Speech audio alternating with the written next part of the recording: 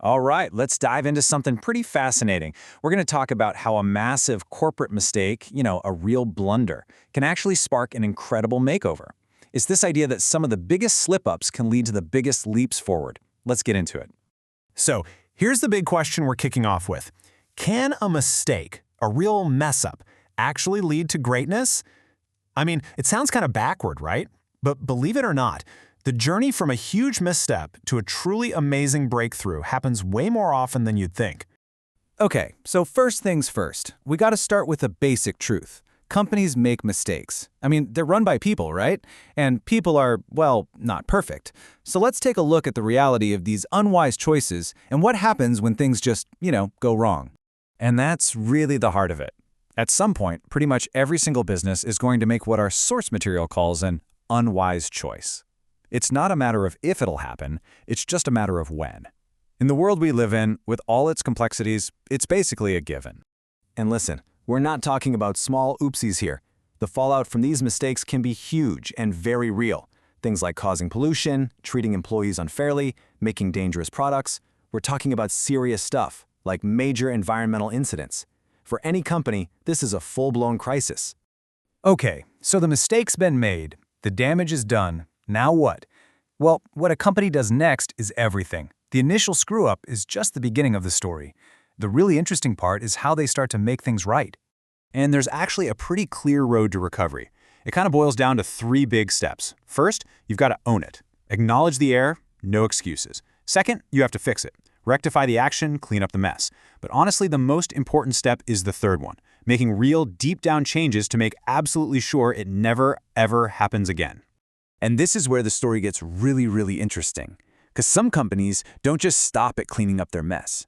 They use that crisis, that low point, as a launch pad to completely change who they are.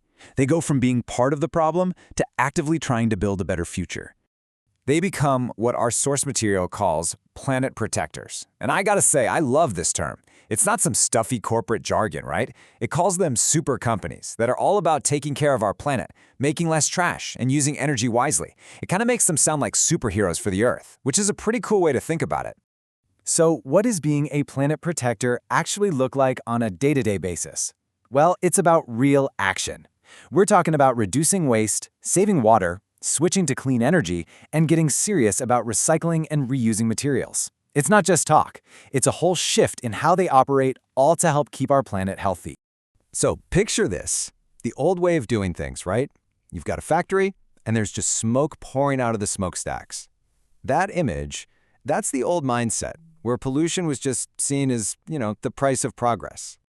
Okay, but now imagine this instead. What if that same factory was releasing, well, what our source calls happy bubbles? It's a bit playful, I know, but it's such a great way to picture the change, isn't it? It's the difference between something harmful and something totally harmless, or maybe even good. All right, so I know what you might be thinking. Happy bubbles. Really? But this isn't just some nice idea or a fairy tale. This kind of change is actually happening. Let's look at a real-world story to see how it works. So check this out. The story goes that a really big company stepped up and helped a ton of farmers learn how to grow food without harming the earth. This is it. This is that planet protector idea in the wild. A huge corporation using its power to help its partners become more sustainable. That's a huge deal. All right, let's zoom out for a second and look at the big picture here. This whole journey, from a big mistake to a total makeover, it's not just a nice story. It actually points to a really smart, really powerful business strategy. So if you take away one thing, it should be this. Effective companies learn from their mistakes. The goal isn't to never mess up. I mean, that's impossible. It's all about what you do after you mess up.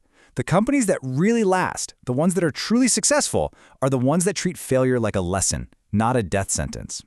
And that brings us to maybe the most powerful idea of all.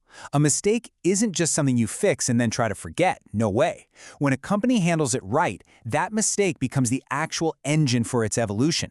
It's the fuel that pushes them to be better, smarter, and way more responsible than they ever were before. So, that leaves us with one last big question to think about. If this current evolution is all about becoming planet protectors, what's the next big shift going to be?